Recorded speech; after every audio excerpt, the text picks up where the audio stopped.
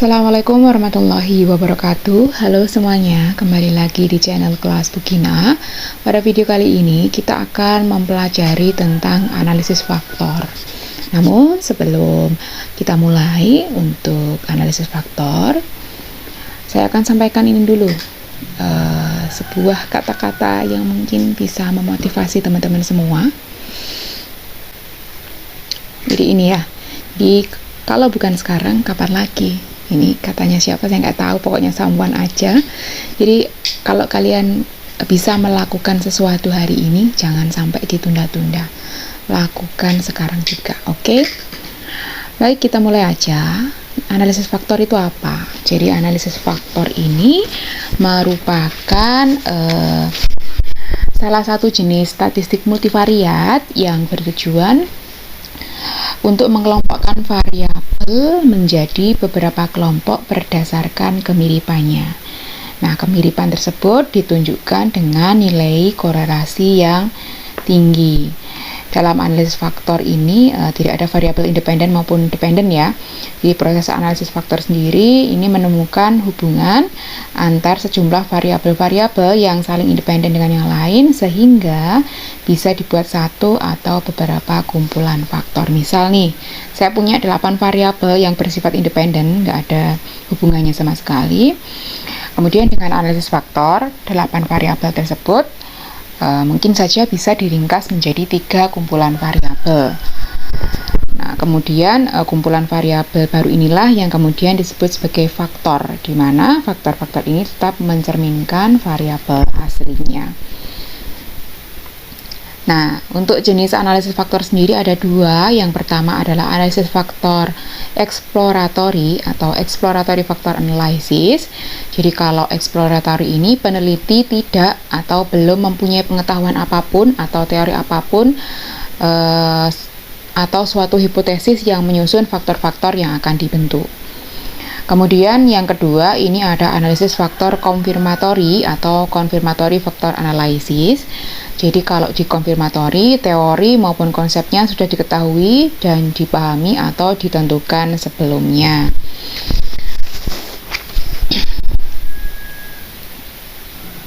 Nah, pembentukan faktor konfirmatori ini sendiri ini dalam upaya untuk mendapatkan variabel baru atau faktor yang mewakili beberapa item yang merupakan variabel yang teramati.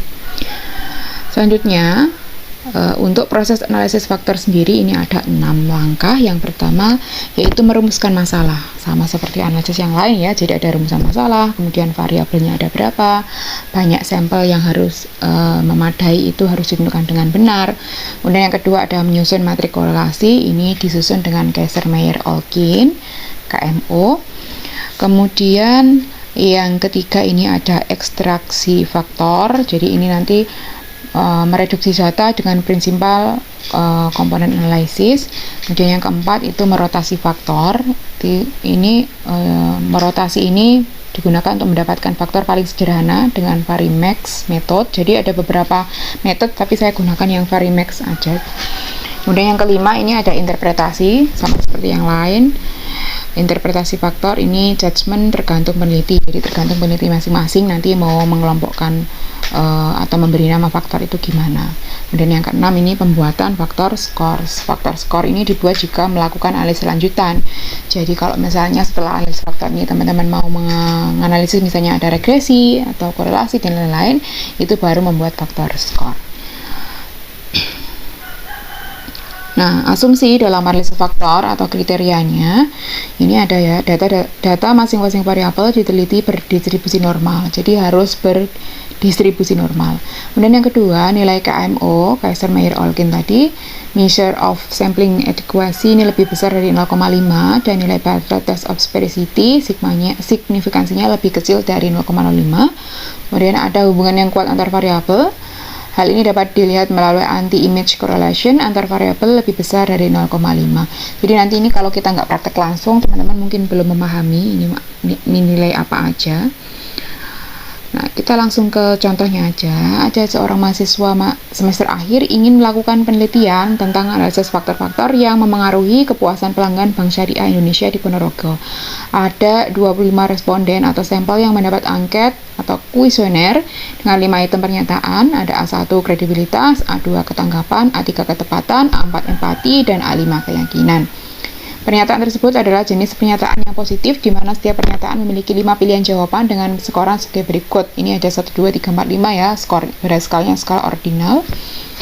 Kemudian untuk datanya ini kita akan melakukan analisis di SPSS ya.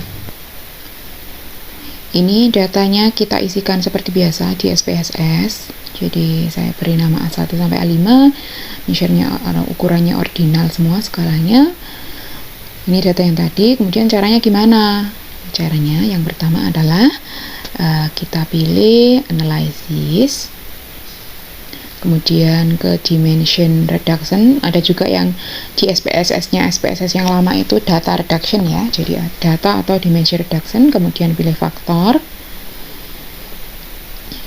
Nah, semua variabel ini kita masukkan, Ctrl A, kemudian dimasukkan ke variables. Kemudian pada kotak deskriptif kita klik atau kita pilih, ini diaktifkan initial solution-nya, kemudian KMO Bartlett Test of Sphericity, kemudian anti image-nya juga diaktifkan. Setelah itu continue. Kemudian pada extraction kita aktifkan, ini ya sudah aktif ya, unrotated factor solution, dan script plot ini diaktifkan nggak apa-apa. Kemudian pilih continue, selanjutnya kita pilih OK.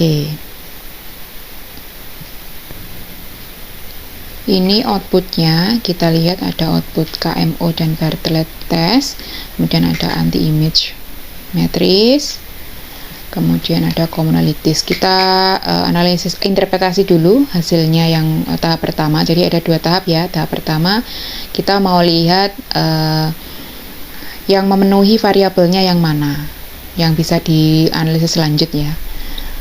Kita interpretasi dulu,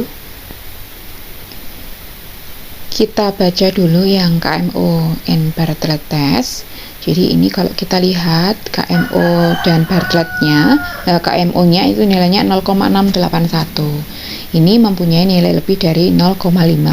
Kemudian untuk Bartlett Test of Sphericity-nya, sig ya yang dilihat sig ini 0,008 yang mempunyai nilai kurang dari 0,05, sehingga dapat disimpulkan bahwa teknik analisis faktor dapat dilanjutkan karena sudah memenuhi. Ingat ini beda ya, yang KMO itu harus lebih dari 0,5, kalau yang sig-nya itu harus lebih kecil atau kurang dari 0,05. 0,5 itu beda dengan 0,05, harus diperhatikan yang ini ya.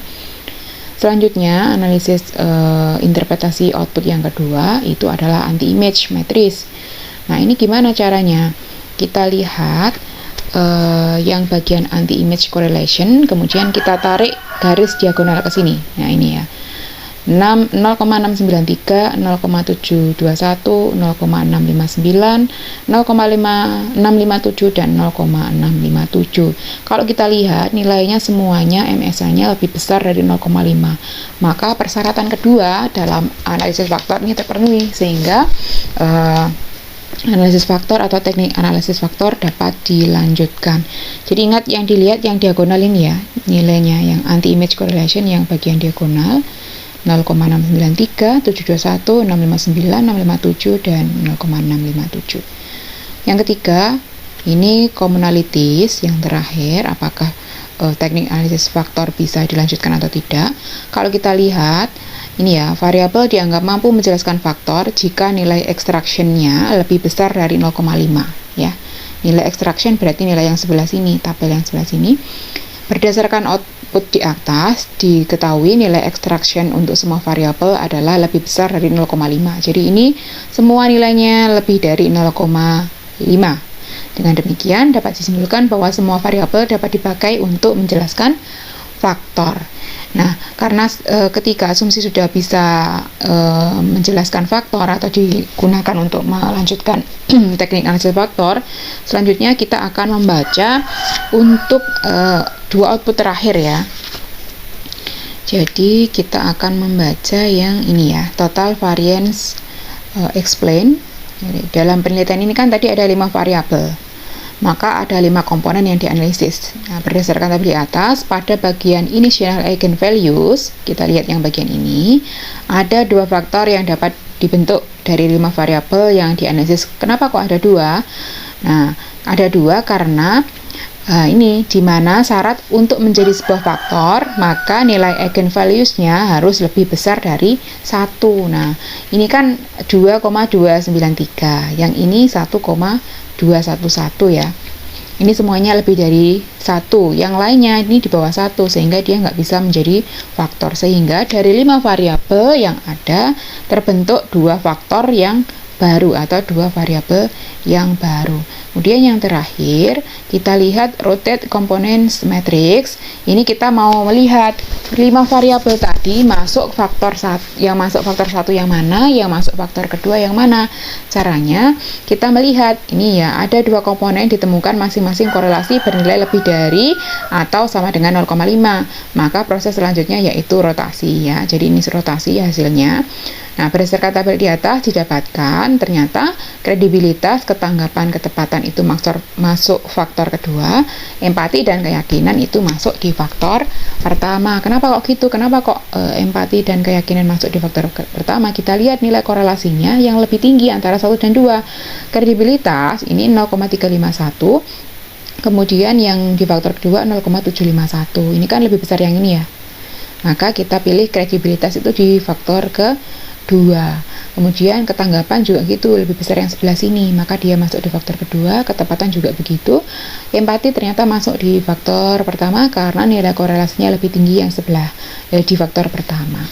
Gitu ya untuk cara membaca atau membagi faktor variabel itu masuk ke faktor yang mana. Nah, kemudian selanjutnya kita akan memberi masing-masing nama faktor tadi. Faktor pertama terserah, ini tergantung peneliti ya, mau memberi nama faktornya apa atau memberi nama variabelnya apa. Di faktor pertama kita sebut atau namai dengan variabel misalnya sikap.